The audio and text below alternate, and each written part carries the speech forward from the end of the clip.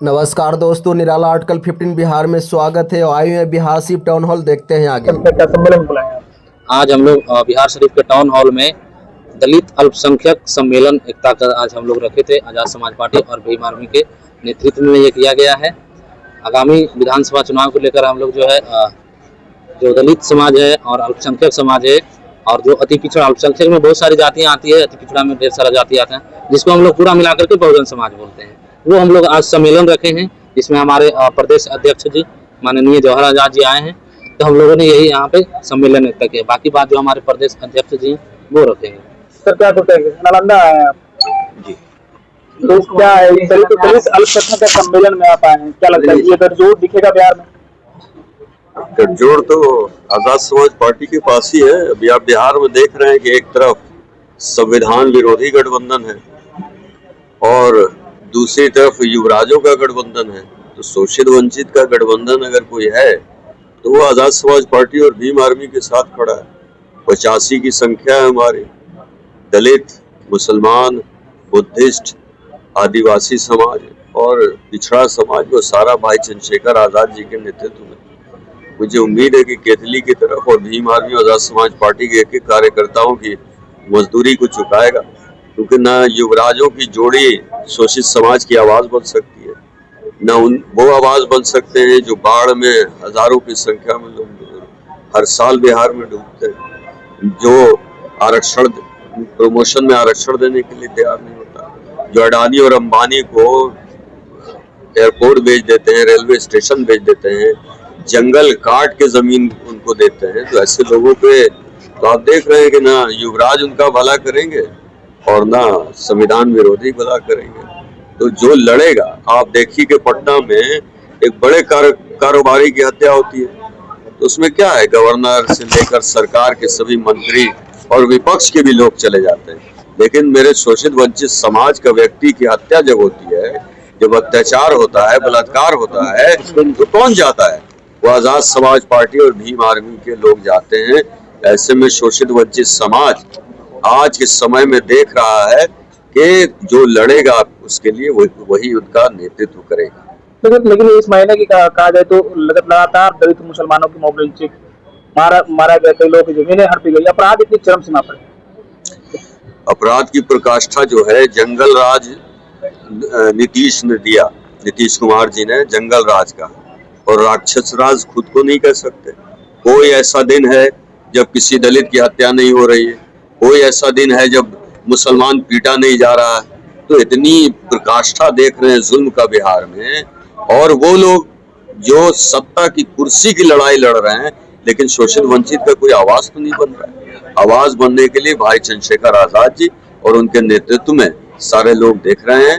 और मैं आपको आपके माध्यम से बताऊं कि अगर भाजपा बिहार में आती है तो इसका पूरा श्रेय एक ही व्यक्ति को बिहार में जाना चाहिए, उसका नाम है तेजस्वी यादव, जो दलित समाज को और मुस्लिम समाज की भागीदारी देने के लिए तैयार नहीं, उनको सम्मान देने के लिए तैयार नहीं। आप दो बार उप मुख्यमंत्री बनते हैं, आपने अब तक प्रमोशन दलितों का क्यों रोक रखा? आपने उसकी आवाज नहीं उठाई।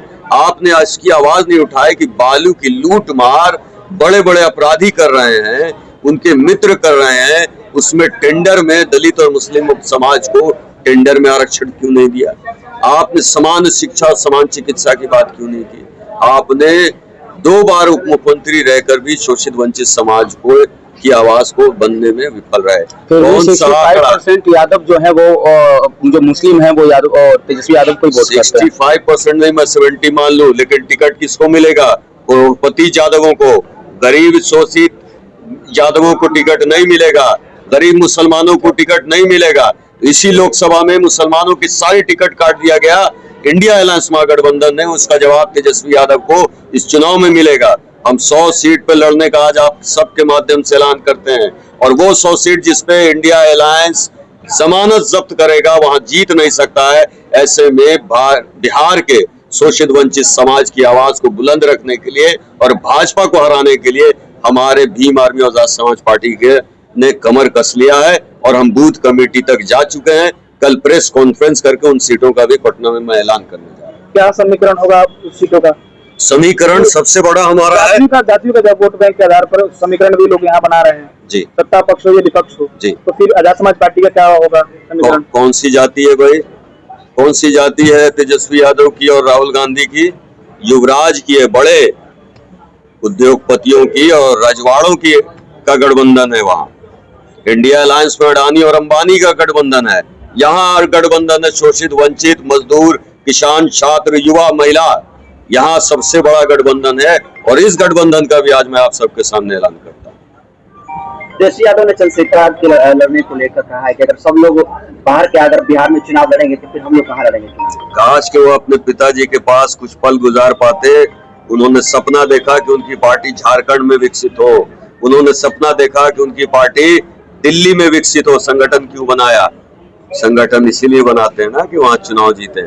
थोड़ा समय अपने पिताजी के साथ भी गुजारिए, तब पता चलेगा कि वो आप बिहार से बाहर जाने का सपना लगातार देखते रहे। और चंद्रशेखर आजाद जी को किसी प्रांत में मत बांधिए, क्योंकि बिहार में भी अत्याचार शोषण होता है तो भाई चंद्रशेखर आजाद आते हैं, उनके लोग आते हैं। आप बताइए कि मौलाना फिरोज को मधुबनी में पुलिस के लोगों ने मारा और उसका जवाब देने के लिए पार्लियामेंट में किसने आवाज उठाई? क्या राजद का कोई एमपी था? चंद्रशेखर आजाद जी ने पार्लियामेंट में आवाज उठाया था। आप देखिए कि सासाराम में एक बच्ची की हत्या होती है, जिसको आत्महत्या घोषित किया जाता है बनारस में, उसकी आवाज क्या राजद के लोगों ने उठाया था? कांग्रेस के लोगों ने लोकसभा में भाई चंद्रशेखर आजाद जी ने। तो किसी प्रांत में मत बांधिए, किसी जाति में उनको मत बांधिए। वो बहुजन की शक्ति है और बहुजन की आवाज है। बिहार क्या पूरे देश में हम सरकार धीरे धीरे बनाते जाएंगे, क्योंकि सबको पता चल गया है कि शोषित वंचित समाज का एक ही डंडा, एक ही झंडा और एक ही सिंबल केतली है। सर आजाद समाज पार्टी किधर है? आजाद समाज पार्टी का, फिर भी महागठबंधन चंद्रशेखर आजाद को क्यों नजरअंदाज कर रहा है? नजरअंदाज करने के 3 कारण हैं। पहला कारण कि वो दलित समाज को अपनी बराबरी में नहीं देखना चाहते। दूसरा कारण यह है कि वो नहीं चाहते कि उन्हें शोषित वंचित की ऐसी मुखर आवाज मिले जो इनके लिए मजबूर कर दे कि इनके लिए सोचना पड़े। प्राइवेट ठेकों में जैसे हमारा जो है वो सत्ता परिवर्तन के लिए काम तो नहीं करते, हम सामाजिक परिवर्तन के लोग हैं और सत्ता परिवर्तन से सामाजिक परिवर्तन को गति देने के लिए आए। ऐसे में अगर प्राइवेट ठेकेदारी में दलितों का आरक्षण की मांग है, क्या तेजस्वी यादव उसके लिए तैयार होंगे? क्योंकि बालू माफियाओं की फंडिंग से चुनाव लड़ा जाएगा। एक तरफ दारू की फंडिंग से लड़ाई होगी, एक तरफ बालू की फंडिंग से लड़ाई होगी। तो इन लोगों की लड़ाई आप सोचिए कि अगर तेजस्वी यादव जी मुख्यमंत्री बनना या अपनी पार्टी को सरकार में लाना चाहते तो दलितों को साथ करते। लेकिन कौन सा गठबंधन अंदर में है, कौन सा एग्रीमेंट अंदर में है, यह एग्रीमेंट का जवाब जनता। अब सत्ता विपक्ष दोनों पर हमलावर है, तो फिर आजाद समाज पार्टी किधर है?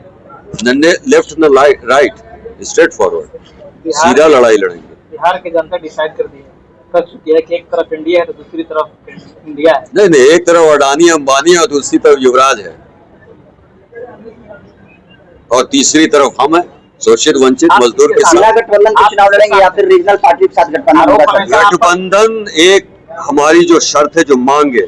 अब मांगे क्या क्या है आप सब उनसे पूछिए, राजद वालों से, कि इन मांगों पर सहमति बनाओगे, हर कुर्बानी देंगे। शर्त के अनुसार गठबंधन करिएगा। शर्त के क्या शर्त है? हम तो इनकी आवाज है ना, और न बिकने वाले न डरने वाले, नीला ये कफन लेके चलने वाले लोग। क्या शर्त होगा आपका? पहला शर्त के समान शिक्षा, समान चिकित्सा। Ambani, Adani, PM, CM, DM सब का इलाज जहाँ हो, वहीं मेरे मजदूर और किसान का इलाज हो। प्राइवेटाइजेशन हॉस्पिटल से हटा दिया जाए, स्वास्थ्य से सरकारीकरण कर दिया जाए। शिक्षा में प्राइवेट स्कूलों को बंद किया जाए, सरकारी स्कूल में बड़े उद्योगपति और मजदूर किसान के बच्चे एक साथ पढ़े। बालू टेंडर में दलितों को आरक्षण, प्राइवेट जितने भी सरकारी टेंडर है उसमें दलितों को आरक्षण, ताकि मेरा एक भी युवा साथी बिहार से बाहर जाकर अपमानित ना हो, कोई भी उसको भाषा पे मार और गाली अपमानित। बिहार से बाहर से दलित थोड़ी जाते हैं, हर एक समुदाय के लोग जाते हैं। बिहार से बाहर क्या?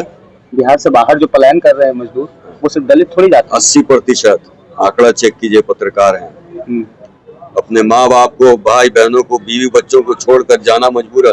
और आपको बता दूं, आंकड़े ये भी चेक कीजिए कि कितनी उनकी हत्याएं बाहर में हो जाती है।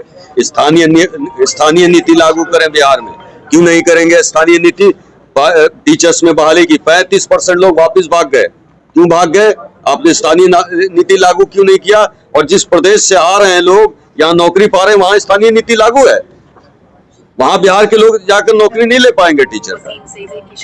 और आप जो है यहाँ स्थानीय नीति लागू करने के लिए तैयार नहीं है।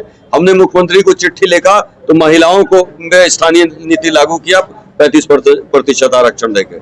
अगर इंडिया अलायंस सत्ता की लड़ाई से हटकर शोषित वंचित की आवाज बनना चाहती है तो हमारी शर्तों को लागू करे, वरना ये बयान मेरा रिकॉर्ड रखिएगा आप सब कि 75 सीट से ऊपर इंडिया अलायंस बिहार में लाने नहीं जा रही। बहुजन समाज पार्टी कह रही है कि आजाद समाज पार्टी बिहार में वोट कटवा का काम कर रही है। नहीं, अब उनकी बात का जवाब नहीं देंगे। जिसका बिहार में कुछ नहीं, अब उसका भी जवाब देने लगे तो समय व्यर्थ आपका होगा।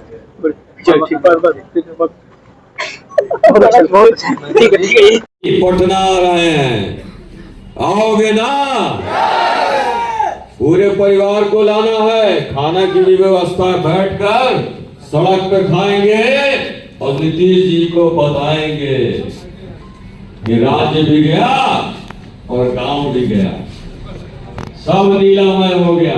पटना नीलामय 21 तारीख। और अब जब अगली बार आओ तो सबके घरों पे केतली का झंडा लहराना चाहिए। बहुत धन्यवाद। ये केतली मैं लेकर जा रहा हूं और किसी को इसमें चाय नहीं डालने दिया जाएगा। धन्यवाद।